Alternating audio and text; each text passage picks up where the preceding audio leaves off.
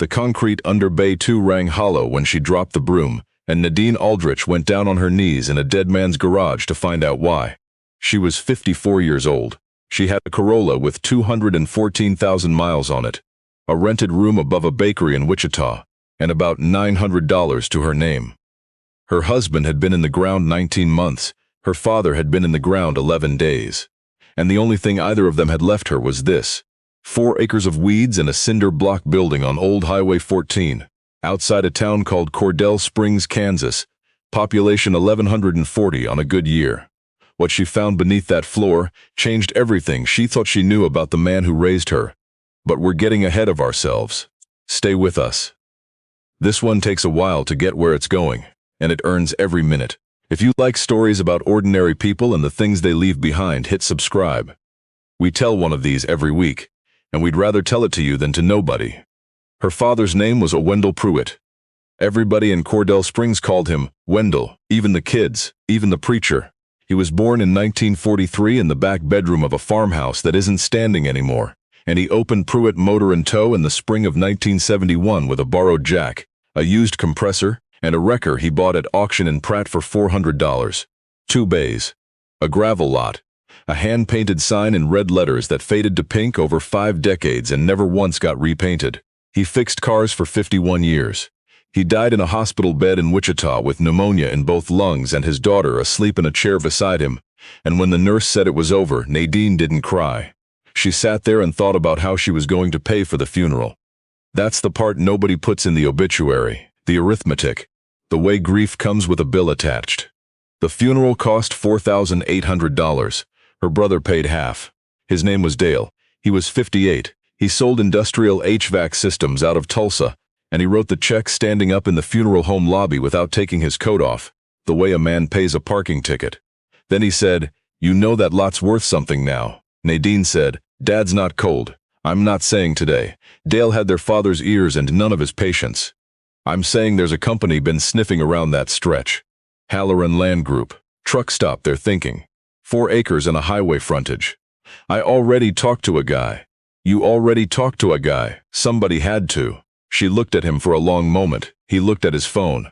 "Here's a thing about families that we think you already know, whether you want to or not. The worst fights don't happen over money. They happen over what the money means." Dale wasn't wrong that the land had value. Nadine wasn't wrong that he'd asked the question about 11 days too early. They were both standing on ground that had shifted, and neither one of them could say the true sentence, which was, "He's gone and I don't know who I am without him being out there somewhere, fixing something." So they said things about acreage instead. The estate was simple, in the way that poor estates are simple. A checking account at the Cordell Springs Credit Union with $1,860 in it. A 1994 Ford Wrecker that hadn't turned over since 2019. 4 acres. 1 building. And $9,412 in back property taxes, 3 years behind, with a lien notice from the county that Wendell had folded into quarters and used as a shim under the leg of his desk. Dale wanted to sell. Halloran was offering $118,000 all cash, 30-day close. Split it, pay the taxes, walk away with about $54,000 apiece. To a woman with $900 and a bakery apartment that smelled like yeast, at 4 in the morning. $54,000 was not a number. It was a door, but the building had to be cleared first. Halloran wanted it empty. And Dale had a sales conference in Denver, and a wife, and reasons. And so it fell to Nadine, the way things fall to the child who has nothing to protect them from falling. She drove out on a Tuesday in March with a box of contractor bags and a thermos of coffee, wearing a brown canvas barn coat that had belonged to her husband, sleet on the windshield. The kind of Kansas sky that isn't any color at all. She hadn't been inside the shop in 6 years. The key still worked. That was the first thing that undid her, the lock turning smooth oiled, the way he kept everything. The door swung and the smell came out at her all at once, and she had to hold the frame. Lava soap and cold grease and cigarette smoke from cigarettes he quit in 1988. Coffee burned onto a hot plate. Rubber. Dust. The calendar on the wall said August 2019. A parts store giveaway, a picture of a red truck on a mountain road. Under it, in her father's handwriting on the 14th, "Bring Ida's tulips up." Her mother had been dead 13 years. She stood there in the cold and cried for the first time since he died, standing up, still holding the door, and when she was done she wiped her face with the sleeve of her dead husband's coat and got to work. Because that is what women like Nadine Aldrich do. They cry standing up, and then they get to work. It took her 4 days to get through the front office, invoice books going back to the Ford administration, a coffee can of loose keys, a drawer of rubber bands that had turned to dust and left orange stains, photographs curling at the corners, her mother in a house dress, laughing, one hand up to block the camera, Nadine at 7, missing teeth, sitting on the fender of a Chevelle, Dale at 12, holding a stringer of catfish, and keys, everywhere keys. Behind the desk there was a pegboard, 4 feet by 3, and on it hung 47 sets of car keys, each with a paper tag, each tag in Wendell's blocky pencil capitals. Waterman, Hollis, B. Nunley. See about the brakes. 47 cars that had come in and never gone out, or gone out without their keys, or belonged to people who'd left town, or died, or forgotten. She counted them twice because it seemed important to know. By Friday she'd filled 19 contractor bags and she'd found $11 in change. And she was so tired her hands shook, and that was the day she dropped the broom and heard the floor ring hollow. Bay 2. Back corner, where the light didn't reach, under a steel workbench bolted to the wall. She'd swept there a dozen times as a kid and never heard anything, because as a kid she'd never been quiet enough to listen. Nadine got down on her knees on cold concrete with her phone flashlight.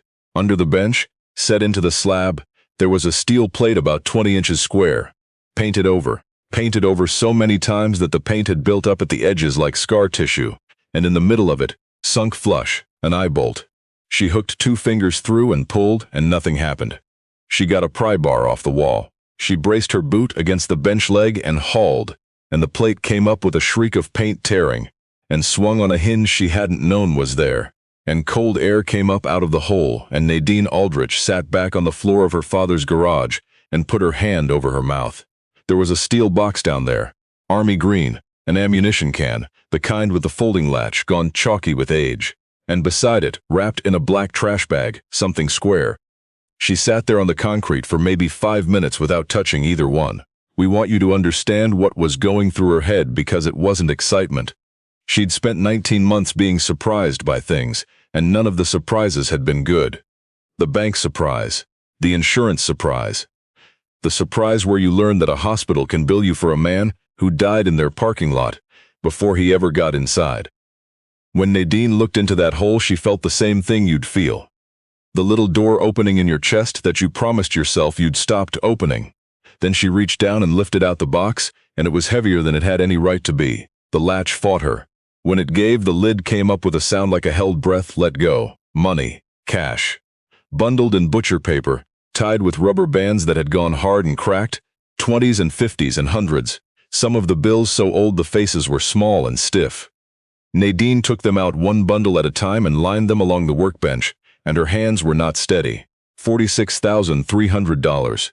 She counted it 3 times over the next 2 hours, sitting on an overturned bucket with the shop door locked and the lights off, and she got the same number every time. 46,300.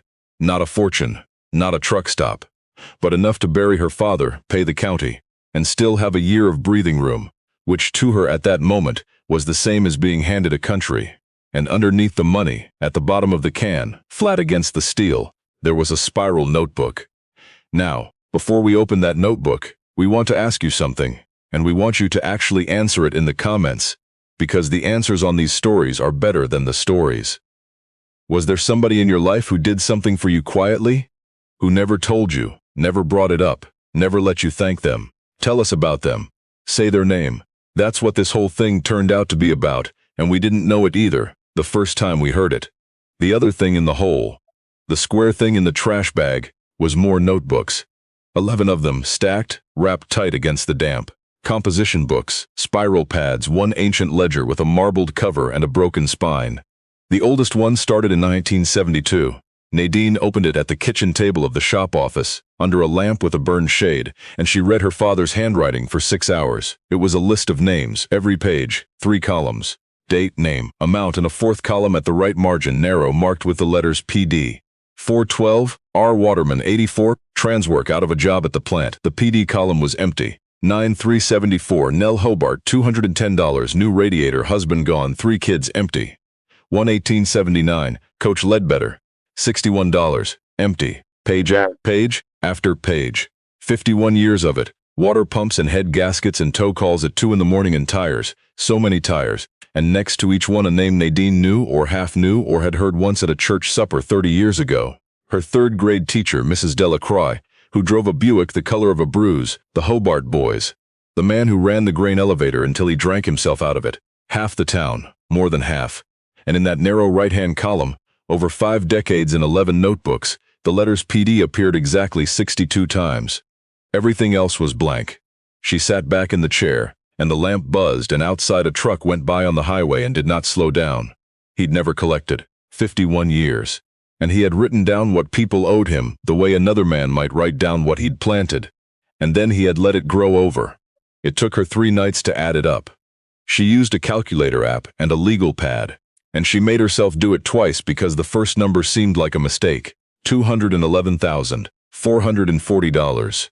Across 51 years, in dollars that meant more the further back you went. Her father, who cut his own hair, who drove a truck with a floorboard you could see the road through, who let his wife die in a house with a leaking roof, and here it was, in pencil, what he had given away. That last part is important, hold on to it, because it's the part her brother could never get past, and he wasn't wrong to feel it. Dale came out on a Saturday. Nadine had called him, because she didn't know what else to do with $46,000 sitting in an ammo can under a workbench, and because some part of her still believed that a brother, a person you call. He drove up in a silver pickup with dealer plates, and he walked around the outside of the building first, the way an appraiser does, and then he came in and stopped dead in the doorway the same way she had, and she watched the smell hit him. He didn't cry. He said, "Christ," and then he said, "Doesn't look like he touched a thing in 5 years." She showed him the hole. She showed him the money. Dale was quiet for a long time. He picked up a bundle of 20s and turned it over and set it down exactly where it had been.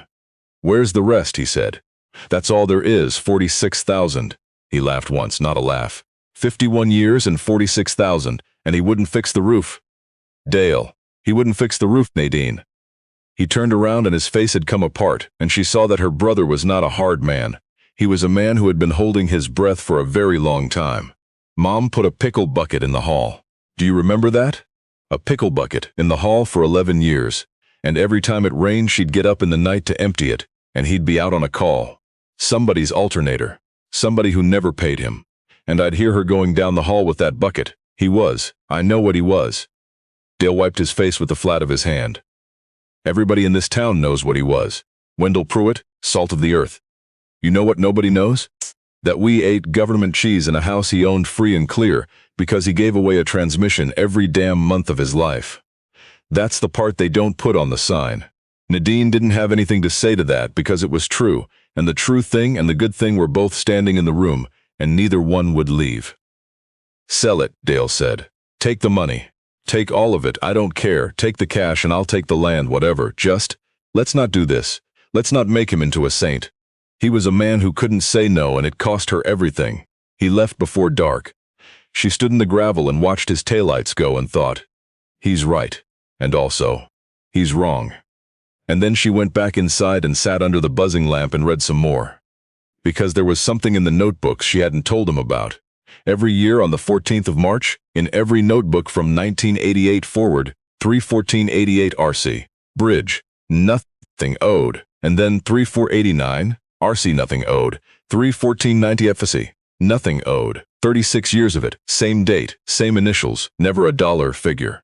The last one, in a hand grown shaky, written maybe 8 months before he died, 31423. RC, still, nothing owed.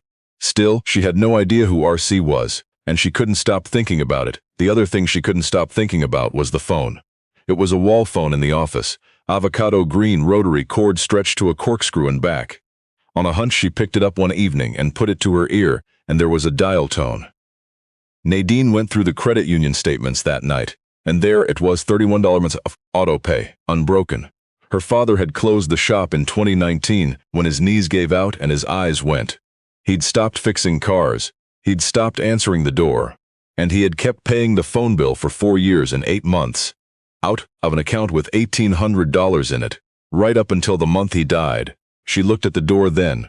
On the inside of it, at eye level, taped up under a strip of yellowed packing tape, was an index card. She'd seen it 100 times as a kid and never read it, the way you never read the things that are always there. In red marker in his blocky capitals, if you're stuck, the phone works. And underneath, the number. She sat down on the floor of her father's office with her back against the door and stayed there until the sleet started up again. Here's where we want to slow down, because this is the hinge, and you can feel it coming. 2 weeks later, Nadine had made a decision, and the decision was, sell. Of course sell. She was 54. She stocked shelves overnight at a grocery store on West Kellogg and her knees were already going the way his had. Halloran was still offering $118,000. The cash from the box? She'd walk away with close to $100,000, and Dale would get his 54, and the roof of that argument could finally stop leaking. She had the papers in a manila envelope on the passenger seat of the Corolla. She'd signed her half. She was driving out to the shop one last time to load the pegboard and the photographs and the notebooks, and to leave the keys under a rock for the man from Halloran, and she was going to be gone before dark. She got there at 4 in the afternoon on a Thursday, and there was a gravel truck idling in the lot. The man leaning against it was maybe 66 years old, built like a fence post gray stubble, a Kansas Highway Department windbreaker.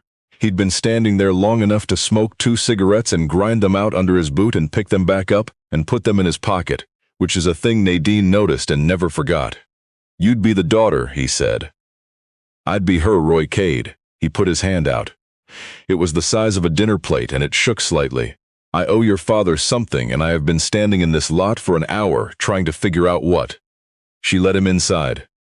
She made coffee in a percolator she found in a cabinet, because there wasn't anything else to do with her hands, and she poured it into 2 mugs, one that said Wichita State and one with a chip out of the rim. And Roy Cade sat on an overturned bucket and looked at the floor and told her. March 14, 1988. He was 30 years old. His wife had left in January, taken the boy, and he'd lost the job at the co-op in February, and he had a Chevy Nova with a bad water pump and $11. And one night he drove out to the Chicaskia Bridge on 14 and parked at the west end and turned the engine off and sat there. "I wasn't thinking about walking," he said. "I was past thinking. I was just sitting, cold as it was. And I hear this truck slow down. Wendell Pruitt, coming back from a tow at 1 in the morning. He didn't say a word about it. Pulled up behind me, put on his flashers, come and knocked on my glass. Said, 'Water pump.' I said, 'What?' He said, 'That's a water pump.' I could hear it a quarter mile. And he had me pop the hood, and he stood there in the cold with a flashlight in his teeth, looking at my engine at 1 in the morning, like it was the most natural thing in the world." Roy Cade turned the mug around in his hands. He worked on that car for 40 minutes. Didn't fix it. Couldn't have out there. Then he said, "You want coffee?" And I said, "It's 1 in the morning." And he said, "Well, I'm up." They sat in the shop until the sun came up. Wendell never asked him what he was doing on that bridge. Never said one word about God, or hope, or his own troubles. He just kept the coffee coming and talked about a Buick he was fighting with, and around 5 in the morning Roy Cade started talking and didn't stop for 2 hours, and around 7 Wendell towed his Nova into Bay 2 and fixed the water pump and did not charge him. "He gave me his number on a card," Roy said. "Said, if you're stuck the phone works, that's all. Didn't say don't do it. Didn't say think of your boy, just, the phone works." Nadine's throat had closed up. "I called him 9 times over about 3 years, Roy said. Middle of the night, mostly. He never once sounded asleep. I asked him about that later and he said he was a light sleeper, but I think he answered like a man who'd been sitting there waiting." Roy Cade drove a gravel truck for the Highway Department for 26 years. He remarried in 1994. His son got a scholarship. He has 4 grandchildren, and the oldest one is named Wendell, and the boy is 9 years old, and Roy has never told him why. "Every March 14th I'd call him," Roy said. "Wouldn't even say much. He'd pick up and say, 'Roy,' just my name. I'd say, 'Still here.' He'd say, 'All right then.' And that was it. That was the whole call, 36 years. He looked up at her. "I called. This year," he said. "March 14th. It rang and rang." Nadine had to leave the room. She stood in Bay 2, with her hand on the cold steel of the workbench and the hole in the floor open at her feet, and she made a sound she didn't recognize. She showed him the notebooks. She showed him his own initials, 36 lines of them, 36 years. Nothing owed, still nothing owed. Still, and Roy Cade, 66 years old, put his face in those enormous hands and wept in a cold garage in Cordell Springs, Kansas. "If you're still with us, and if your chest hurts a little, We understand. Take a second, then let us tell you what she found next, because it's the part that turned her whole life sideways.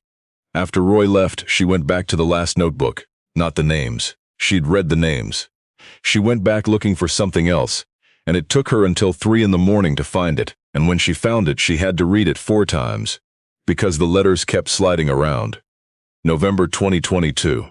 2 months after Ray Aldrich died in a hospital parking lot in Wichita of a heart attack at 56, and left his wife with a house she couldn't keep and a debt she hadn't known about. 11/8/22, through Lois. Do not tell her. 12/6/22, NA. 600, 6/22, NA, $600, 12 entries. 12 months, $7,200. Nadine sat very still. She remembered them. Of course she remembered them. Money orders, postal money orders, $600 each, arriving on the 8th or 9th of every month in a plain envelope, with a Cordell Springs postmark, and no return address and no name. She'd called the post office. She'd asked the church. She'd assumed it was Ray's union or a charity or somebody's guilt. She had used that money to eat. In February of 2023, she'd used it to keep her phone on. In April, she'd used it to make the last payment on Ray's funeral, and she'd stood in the kitchen of the house she was about to lose and said out loud, to nobody, whoever you are, thank you. Lois Barbie was the church secretary, 81 years old, deaf in one ear, still alive. Nadine drove into town the next morning and knocked on her door, and Lois took one look at her face and said, "Well, he said you'd figure it out eventually." They sat in a front room full of ceramic birds. Lois made tea nobody drank. "He'd bring me the cash," Lois said. "First Monday. I'd walk it down to the post office and buy the money order and mail it. He didn't want it in his handwriting. Said if you knew it come from him you'd send it back, and he was right about that, wasn't he?" "I would have," Nadine said. "I would have sent it back. I know it." Lois patted her hand. "He knew it too. That's why he'd done it the way he'd done it. He didn't have it. Lois, he had $1,800 in the bank. He hadn't worked in 4 years. Lois Barbie looked at her a long moment with her one good ear turned toward her. "Honey," she said, "he had $46,000 under the floor. He wasn't broke. He was saving. There's a difference, and you're the only one who never knew it." That's the sentence that took her legs out from under her. Not the money. The floor. The hole in the floor of a garage on Old Highway 14, where a man had been putting away 20s for 51 years. Not for a boat, not for a rainy day, not for a roof. He'd been building a fund. He'd been keeping something on hand. For the next Nell Hobart, for the next Roy Cade, for a daughter who'd say no if you asked her. Wendell Pruitt hadn't been careless with his family's money. He'd been careful with a thing he never once called by its name, and the pickle bucket in the hall was the price of it. And God help her, Nadine did not know how to weigh those two things against each other, and she never has. And neither have we. And if you have an answer to that, we would honestly like to hear it, because we've been chewing on it for a while now. She called Dale that night. She told him about Roy Cade, and he was quiet. She told him about the money orders, and he said, "Nadine, come on," and she said, "It's in his handwriting, Dale." And there was a silence on that line long enough that she checked the screen to see if the call had dropped. "Send me a picture," he said. She sent him a picture. 20 minutes later, her phone rang. "Turn to April of '94, Dale said. His voice was wrong. "What? April, '94. Just do it." She had the notebooks in a milk crate beside the bed. She found 1994. She turned pages until she came to April, and she found it near the bottom of the page, and she read it out loud without meaning to. 4/22/94 DP, $8,000. Engine plus the lawyer and Pratt, don't ever bring it up. The PD column was empty. Nadine sat on the edge of her bed in a room above a bakery in Wichita and listened to her brother breathe. "I was 28, Dale said finally. "I got in some trouble. It doesn't matter what kind.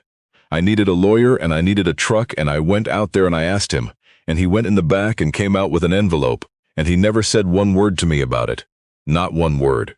Not for 30 years, I thought." His voice went. "I thought he took it out of the shop. I thought he was flush and cheap. I thought he had it and wouldn't spend it on Mom." A long, ragged breath. "He was giving it to me, Nadine. He was." She waited. "He put me in the book," Dale said. "Same as everybody. Same as Roy Cade. $8,000 and don't ever bring it up." Neither of them said anything for a while. Somewhere below her, the bakers were starting the ovens. "I've been paying the taxes," Dale said. "The county taxes. On the shop. Since 2013. Not all of them. Some years. I'd send a check and I'd tell myself it was so nobody could say I didn't." He laughed, wet. I've been mad at him my whole adult life and I've been paying his taxes for 11 years. What do you call that? Family, Nadine said. Now we've told a lot of these stories. We know how they're supposed to end. She keeps the money, she opens the diner, she puts the light on, roll credits. That's not what happened, and what happened is better. Halloran Land Group withdrew their offer in the last week of April. Something about the frontage, the setback, a survey. It doesn't matter. The point is the door Nadine had been holding open, swung shut on its own, and she found that she felt nothing but a strange, floating relief. And that is how a person learns what they actually want. Dale drove out again on the first Saturday in May. He brought 2 ladders, a case of beer he didn't open, and a quitclaim deed he'd had drawn up in Tulsa, signing his half of the property over to his sister for $1. Take the cash too, he said. The whole 46, that's not yours to give. It's not mine to take either. He set the papers on the desk under the buzzing lamp. I'm not going to be the guy in this story. I've read enough of that book to know what page I'm on. She wanted to argue. She'd spent 11 days after the funeral building a case against her brother in her head, and she found she couldn't remember any of it. Come out sometimes, she said instead. I'll come out. They spent that weekend on the roof, and it turns out that if you want to know a man, get up on a roof with him and hand him nails. Dale talked about their mother, about the pickle bucket, about the time Wendell drove 9 miles in an ice storm to jump a stranger's battery and their mother had said, from the sink, not even turning around, that man will die owing nobody anything. And how Dale had thought for 30 years that she'd said it bitterly. He wasn't sure anymore. He said maybe she'd said it the way you'd read a verse. Nadine used $8,400 of the cash to clear the back taxes and the penalties. $9,412, minus what Dale had already paid in, and the county clerk cut her a receipt and said, Pruitt. My mother drove a Nova he fixed for nothing in 1988, and Nadine said, that wasn't your mother, that was Roy Cade. And the clerk said, ma'am, my mother drove a Nova he fixed for nothing in 1991, and they looked at each other for a second and something passed between them. Because that's the thing about a book like that. You start thinking you found the exception. You find out you found the rule. She used $4,000 more on the roof and the wiring and a used compressor. She kept $12,000 in an account. The rest, a little over $21,000, she wrapped back in butcher paper and put back in the ammunition can, and she put the can back in the hole under the workbench in Bay 2, and she painted the plate. She moved into the office in the middle of May. Cot, hot plate, space heater. 54 years old, and by any measure you'd care to apply she had gone backward, and she'd never in her life slept so well. She can't fix cars. Let's be clear about that, because it's a story and not a fairy tale. Nadine Aldrich can change a tire and check a fluid and jump a battery, and that is where her mechanical knowledge ends. But her father's tow rig ran after Roy Cade, and a man named Hobart spent 2 weekends inside it, and a Kansas Class A license is not a mystery. And by the second week of June, there was a wrecker with pre-dubit T-Mote and Tau on the door sitting in a gravel lot on Old Highway 14 with a full tank. And the phone was still connected. $31 a month. The index card was still taped inside the door. She never took it down. She had a boy in Wichita printed on a metal sign, 4 feet wide, red letters on white, and she bolted it to the front of the building where you could read it from the highway at 60 miles an hour. If you're stuck, the phone works. And then she waited and nobody called for 11 days, and she felt like the biggest fool in the state of Kansas. The phone rang at 1:40 in the morning on the 22nd of June. Nadine came up off that cot like she'd been shot. The rotary phone on the wall in the dark, ringing that old ringing, a sound like a fire alarm in a schoolhouse, and she stood there for 2 full rings with her heart going, and then she picked it up and said, Pruitt, a young woman's voice, wind behind it. A truck going by, Doppler. Is this a real number? There's a sign. I don't know if this is a real. It's real. 14, I think, east of a bridge. My car's got steam coming out of it and I've got. Her voice broke apart. I've got the baby with me. Nadine had her boots on before the girl finished the sentence. She found them 1.5 miles past the Chicaskia Bridge, a maroon Cavalier on the shoulder with the hood up and the hazards going, and a 22-year-old named Tessa Nunley, standing beside it in a t-shirt with a 9-month-old on her hip. Radiator hose, split like a hot dog, coolant all over the gravel and the smell of it sweet in the dark. She put them both in the truck with the heater on. She winched the Cavalier up and towed it back and put it in Bay 2, and she made the girl a cup of coffee she didn't drink, and warmed a bottle in a saucepan for a baby named Ren. Tessa was headed to Oklahoma. She'd been driving for 6 hours. She was leaving a situation Nadine did not ask about and understood completely from the way the girl held her keys. "I can't pay you," Tessa said, at 3 in the morning, at a desk under a lamp with a burned shade. "I've got $60 and I've got to get to Ponca City." And Nadine Aldrich, who 9 months earlier had been stocking cereal on the overnight shift with a card in her wallet, declined at a pharmacy counter, looked across the desk at a girl with a baby asleep on her shoulder and said the only true sentence there was. "Nobody pays here," she said. "You just have to be stuck, and everybody's stuck sometimes." She put them up on the cot. She slept in the truck. In the morning she drove into Cordell Springs and bought a radiator hose for $19 and a clamp for $2. And Roy Cades came by at 7 because Roy Cade came by most mornings now, and he had that Cavalier running by 10. Nadine filled the tank. She put 420s in the diaper bag, where the girl wouldn't find them until Ponca City. And when the Cavalier pulled out onto Old Highway 14 with a baby's hand pressed flat against the back window, Nadine Pruitt Aldrich went into the office, and she took a spiral notebook out of the desk drawer. A new one, 99 cents, college ruled. And she opened it to the first page. She drew 3 columns. She wrote the date, she wrote TN, hose, clamp, fuel, Ponca City. And she left the last column empty. And she looked at that empty column for a long time, the way her father must have looked at it 10,000 times over 51 years. And then she closed the notebook and set it in the drawer and went out to sweep the bay. That was 2 years ago. The notebook in that drawer has 109 names in it now. 6 people have paid her back. She's stopped expecting it, which she'll tell you is not the same as not hoping. Dale comes out 1 weekend a month. He hasn't sold anything to anybody. Roy Cade turned 70 last spring and there was a cake in Bay 2 and 40 people.